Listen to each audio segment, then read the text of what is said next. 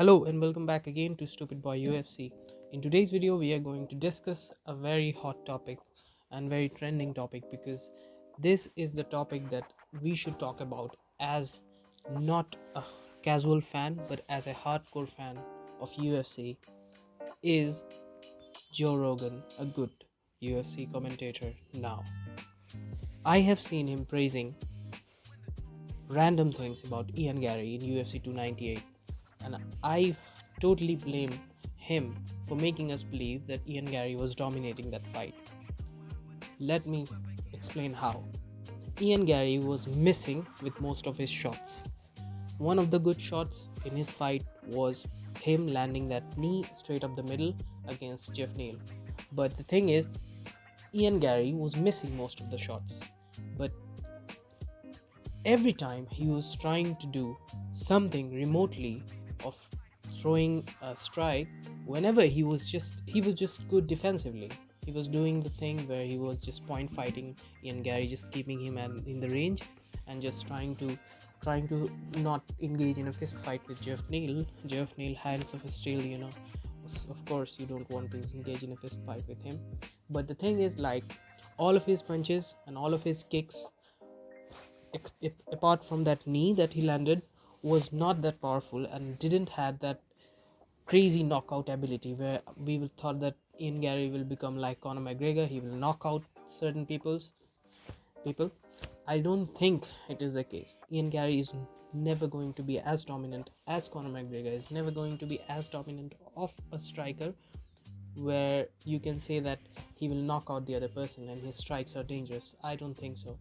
And this is why I think this not hate, but this discussion that is Joe Rogan is a good commentator. Why was he glazing Ian Garry, even though Ian Garry was obviously not landing very meaningful punches, not landing very meaningful kicks?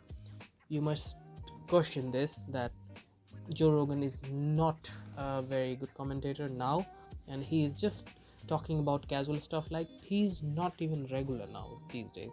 He is only commentating on these UFC pay-per-view fights in the US, and he's not commenting on the regular fight night cards, so he doesn't know much about the game now. He knew, of course he's going to talk about the leg kicks, of course he's going to talk about all these other stuff, like how this crazy thing that he knows about mixed martial arts, how this fight is going on the ground. He will just boast about how much he knows. It's okay, you can boast about that because you have knowledge. Of course you are one of the you are one of the old people in the world of mixed martial arts. But when you just try to do this thing where you work for the UFC and you're just telling us that this fighter is not that good, we are seeing this, this fighter is not something that, like, a dangerous striker who's going to knock everyone out. He is a very good point fighter and he fights well. I like Ian Garry's fighting style because it's defensively very good. But when you're trying to paint that picture where you think that you will say that he's going to knock anybody out, I don't like it, man. Like, come on, you are one of those cool people who were just saying the people as it is, like when you said something about the guy in the black trunk was this one and the guy in the white trunk, that moment with Mike Goldberg when he had, like when he was just calling them as they are, not glazing about the fights. So this is how the fight should be commented. It should not be like this where they say that someone is not even dominating. Why are you just trying to say that Ian Garry was dominating? It's good that he didn't let Jeff Neal land that punch, that knockout punch, but you cannot say that it's a very dominant fight because it was not for Ian Garry. Yes, I would say Ian Garry won because based on point fighting he won, but it isn't a dominant performance. You shouldn't say that it's a dominant performance. You shouldn't make us believe that it's a dominant performance because it is not. It is just a good fight, and it's just like a good point fighting from Ian Garry, and we will be very happy whenever you say that. I won't complain. I won't say that Ian Garry will never become a huge superstar and all this thing if you don't do it like this.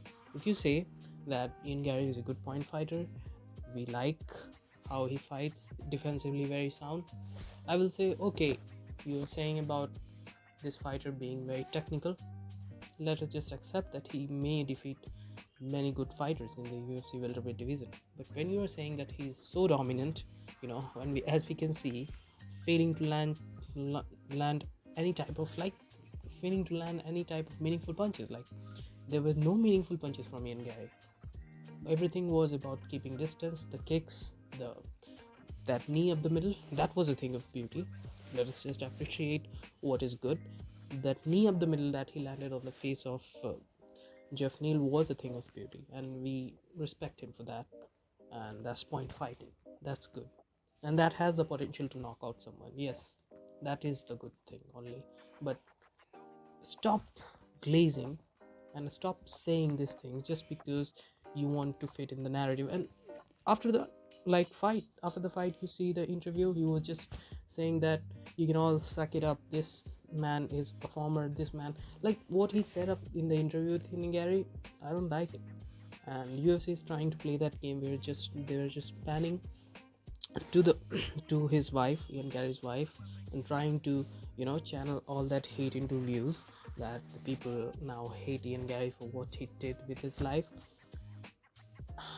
You should know that mixed martial arts fans are not like they will hate someone, and if they start hating Ian Garry, that will get to Ian Garry. Because when we hate someone and when we say that in front of camera, and when we, like all these YouTubers, mixed martial arts YouTubers, when we say that on camera and they see us, because they see some of the famous people, not me of course, but some of the famous people on YouTube, that gets into their mind, and they will perform just based on trying to impress us, and that will get to Ian Garry and he will lose like that.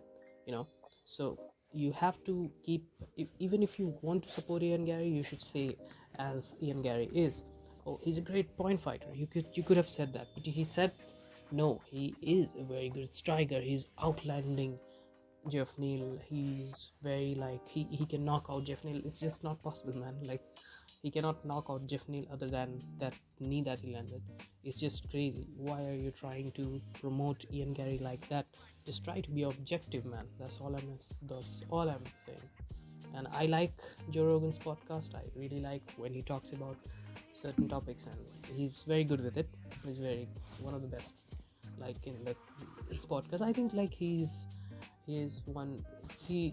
someone who has given platform to many of the martial arts, martial artists, and that's good. And that's how we know about someone. If they are on Joe Rogan podcast, we know more about them, how was their lifestyle and how they grew up as a mixed martial artist.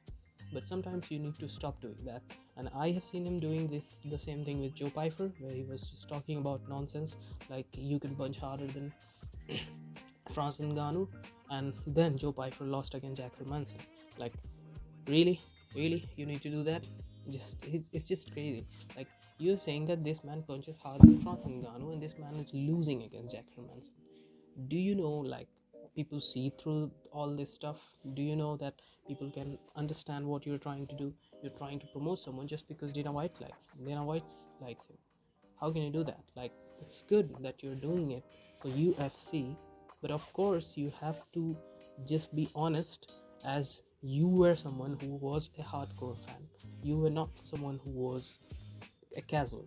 Why are you talking like casual nowadays? Just you want to promote some certain fighters? Yes, I mean, maybe Joe Pyfer broke that record on some sort of machine, but really, like, in a fighting game, do you think Joe Pyfer has any chance against someone as powerful as Francis Ngannou? Do you think, like, literally Joe Pyfer could have knocked out Jack Hermanson if he was that powerful? And he landed some punches on Jack Hermanson. If Francis Ngannou lands some punch against Jack Hermanson, do you know, like, where he would go? Like, he would just disappear. That's all I imagine.